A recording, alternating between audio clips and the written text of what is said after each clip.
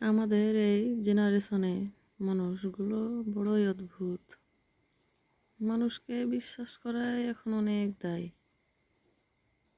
আমাদের এই সমাজে ঠকানো, প্রতারণা করা বেশি। কিন্তু একটা জিনিস কেউ ভাবে না, আমি যদি কাউকে ঠগাই তাহলে কিন্তু আমিও কোনো না কোনো এক সময় সেভাবে ঠকে যাব। আমি 10 জনকে ঠকিয়ে যে মজাটা পাবো, হয়তো দেখা যাবে এমন সময় আমি একজনের কাছে এমনভাবে ঠকে গেলাম যে সারা জীবন আমাকে কান্না করতে হবে।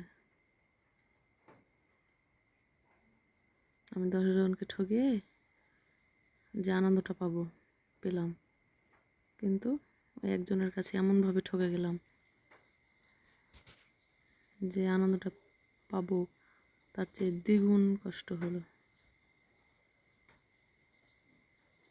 আমাদের জেনারেশনে প্রতারণা, বিশ্বাসঘাতকতা এসবই বেশি।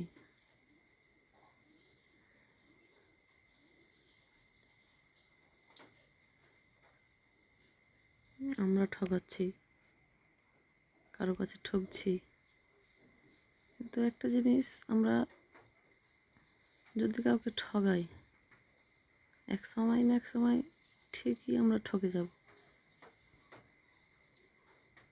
একটা কথায় আছে, বাপ বাপকেও ছাড়ে না। তো তাই আপনি ঠকাবেন এবং দেখবেন আপনিও ঠকে গেছেন। কী লাভ তাহলে এসব করে?